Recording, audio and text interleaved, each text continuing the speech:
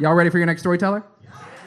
Okay, this next guy, I saw him, I think at the first story show, the first moth that he got up, and just a whirling dervish of energy, and I didn't know where it was going. It was about how he ate a bunch of hot dogs and then had to throw up, and I was enwrapped the entire time. He has performed at Simply Said, the Moth, the Story Slam Oakland, and also the Alameda Story Slam, and he's just a stand-up guy, and I love his shirt. Everyone give it up for Craig Byrne, everybody!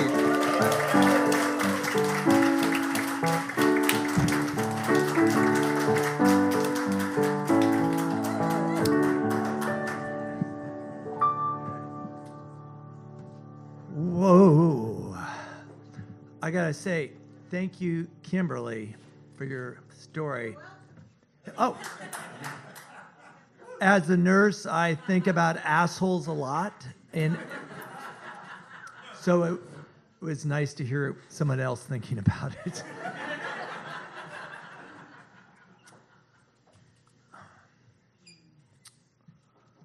So I'm in the 6th grade, and I'm sitting in my seat. I'm at a new school called Wagner Ranch.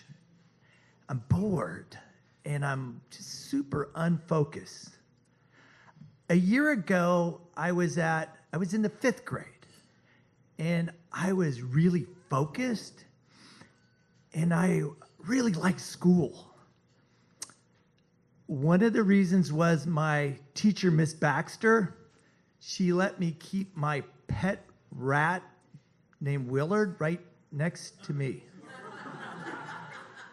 Willard was he helped me stay focused. And at that point in my life, hard to envision maybe, I had a red, like this big red afro. And one of the things I could do when I started to get nervous was put Willard into my hair. And the cool thing, like Willard would just kind of be in there, you couldn't see him. But if you looked at the back, you could see his tail. How cool is that? He was like a therapy rat, you know?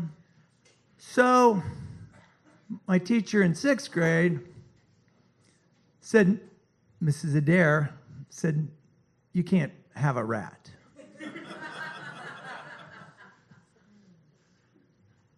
So now I'm just sitting there bored and unfocused. I don't know how to deal with it. And now Mrs. Adair is telling me, the class, that she's going to check on us to see how organized we were. And one of the ways she did it, she said, I want you to bring up your binder, and we're going to check binders. And that's how I can see how organized you are. Well, I was kind of hoping she wouldn't call me, but she did. And I went up there with the binder, and the way this thing got executed was she would take a person's binder and flip it upside down, and if you were organized, all your papers were like in the air, just dangling. That's an organized student. So when I handed her my binder and she flipped it over, every single piece of paper fell to the ground like an avalanche. It was just like, and she then looked at me and said, class, this is an example of someone who's not organized. Yeah. Wow, I needed my rat right then.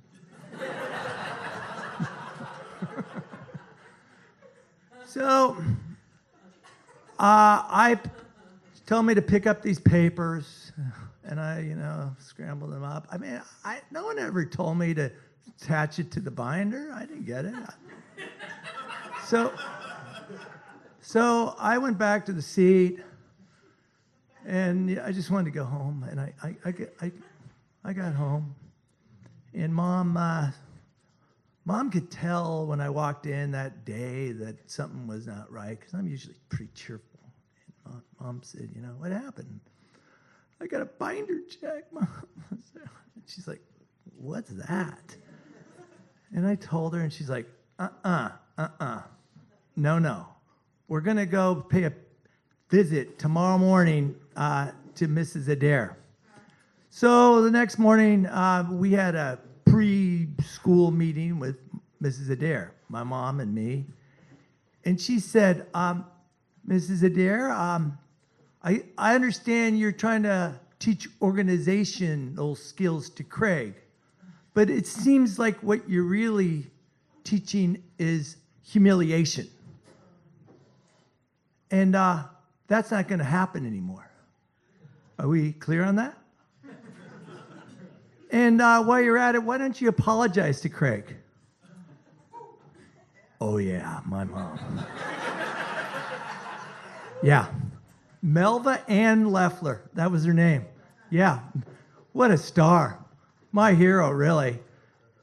She grew up in Stockton on a farm, and she helped my grandmother, who was actually a nurse, one of the first in California, had a convalescent hospital. Funny that her grandchild became a nurse. And Mom, she just had this way about her. Like, she'd tell us stuff like, oh, you're feeling bored, you're feeling sad. Well, see my garden out there? Go pick the weeds out of it and you'll feel better. That was how Mom kind of solved things. That was cool. She also had this thing when it was your birthday. She made angel food cake with strawberries every single one of my birthdays. And she put these things, I don't know if anyone knows what these are. They're circus cookies. She put them on top. Damn, man. Love Mom. So let's journey now. I'm no longer a kid. I'm 37. And I'm married. What? And I have a 1-year-old daughter. And I have a job. I'm a public health nurse. And it's steady. Everything's going great. And then I'm at my kitchen, and Mom calls me. She says, I said, Mom, what's up? What's up? She says,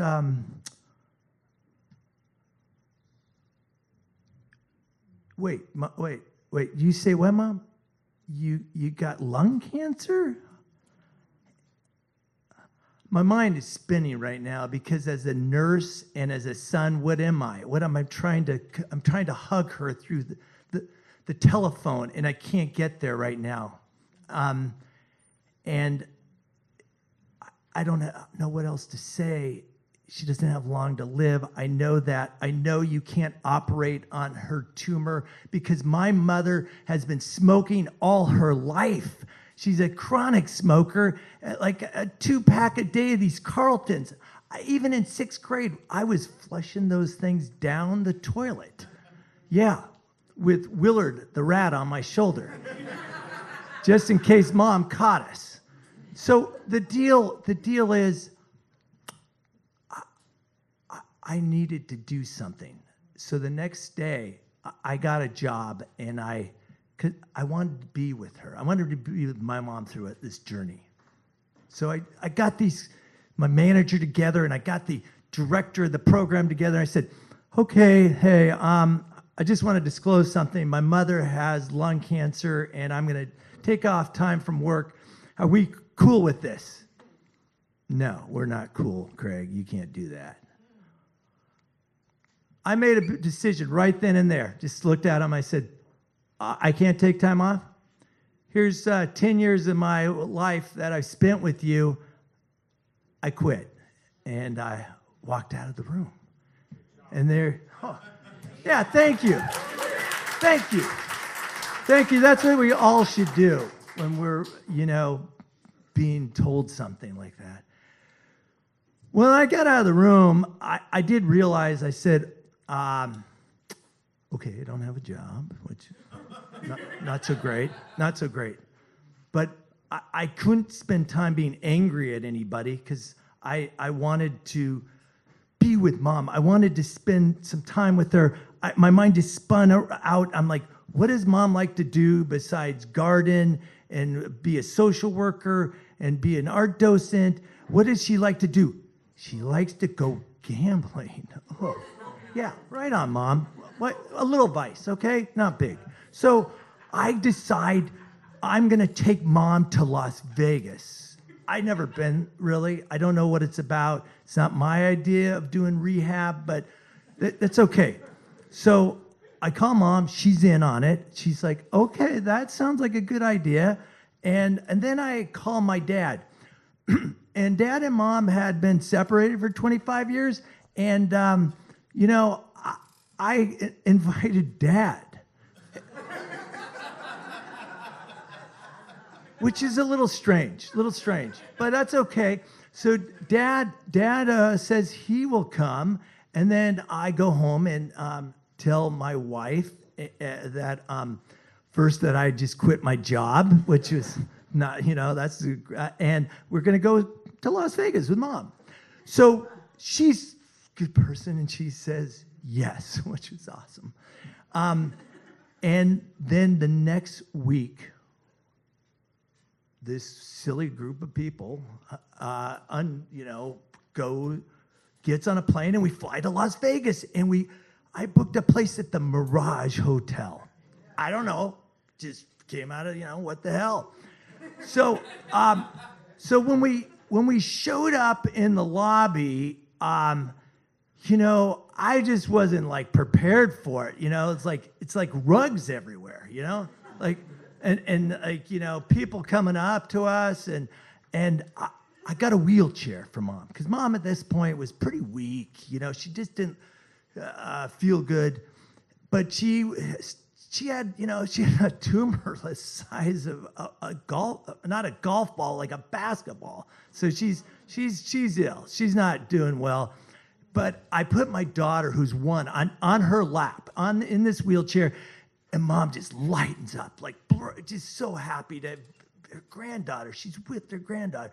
And I said, okay, guys, we're going to go to the rooms and we're going to just get rid of all this crap and then we're going to have some fun. So that's what we did. I started zooming around. People were, Sarah and my dad were following me as I pushed Mom and my daughter. And we get up there to the second floor. And then I kind of, get kind of like just my daughter and my wife they go do their thing, which is probably nursing. I don't know what they're going to do. So they're hanging out. And then I would go to the next room, which is where Mom and Dad are staying. And I get in there, doors open, and I notice this huge king-size bed. Okay, Mom and Dad hadn't slept together in 25 years. I knew it was going to be tough. But that was okay. Neither one of them said a damn thing. And Dad, at that moment, he's like, he's like, gambling is for losers. So I'm like, yeah, Dad, whatever. Go watch the TV. So he's off there. And then Mom, all of a sudden is uncharacteristically getting like a scarf on her, and she's like primming and prepping, like she's going into battle kind of, and gets lipstick going on, like she's ready. I'm like, Mom, what's going on? She's like, I'm ready. I'm ready to go to the slots. Yeah, right on. Okay, this is why we came here. This is my moment to be with Mom. So, I'm like, let's do it, Mom. Let's go down and face the music. So we go down to the bottom floor of this casino, and then, the elevator doors open, boom, and then there's just, this is like Mom is in her element. And she's like, I'm going to need coffee and I'm going to need quarters for this. So that's our mission, is get quarters and coffee for Mom.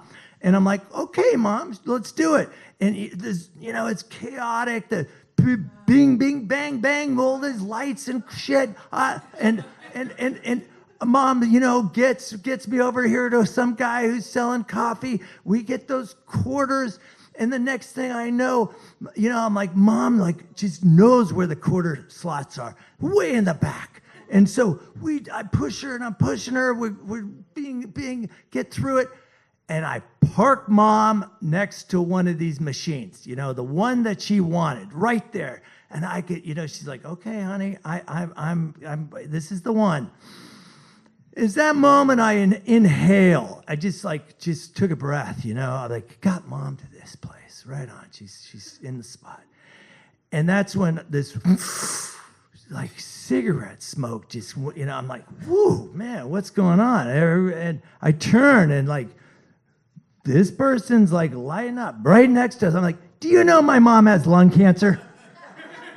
Jesus, can you, but then I'm like, oh, this person's lighting up next to us too. And then behind us, the whole place is like smoking. It's like a smoke factory, man. And it's like, oh, Jesus, oh my God. And that's when mom notices it too. It's like incense. She's like, Craig, get me a cigarette. Shit, what the hell? I've been fighting this all my life. I'm not getting her a cigarette. This is why she's here. Okay, it is why I am getting her a cigarette. It doesn't matter. It doesn't matter. Okay, Mom. Yep. I go to her purse. I reach in there. And this is a point where I pick out a cigarette. I don't smoke. I don't know how to deal with this. Because at this moment, Mom has a cup of coffee and she has quarters. And she's like, you need to put it in my mouth. And so I walk over to Mom and I'm stepping closer to Mom, and that red lipstick, right, is like really guiding me. And so I got the cigarette and I'm like, okay, Mom, what do I do? Put it in my mouth. Okay, I'm getting closer and I can kind of feel her air, it's like breathe, it's on my fingertips and it's going in, cigarette's going in. And Mom just like, she just sucked it, and I'm like, wow. And then she's like, light it. And I'm like, okay, Mom, okay, I got you. And then I get her lighter and I'm trying, and I don't know who lit it. One of those other smokers, because I couldn't do it. But somebody lit the mother, and Mom is now, doing that smoking thing where she's inhaling with the cigarettes, the coffee, and the quarters, and then you can see, Mom's smoke billowing out of her nose and ears and everywhere, and it's like crazy, man. It's just crazy, but what I see is Mom is relaxing. She's just she's like, yeah, the nicotine. It's what it does, man. So she's feeling good, and I'm realizing like, Mom's happy. She's got the coffee. She's got the quarters, and she's got, these are all her vices. This whole thing, and just like, and the quarters, she started putting them in, and pulling the thing, and we don't win. We don't win. We don't win again. We don't win again. But it's. I'm like hanging with Mom, and she's happy. And, I realized at that moment, I didn't have Willard the black rat on my shoulder, but I had Mom. And that's all I needed. Thank you, guys.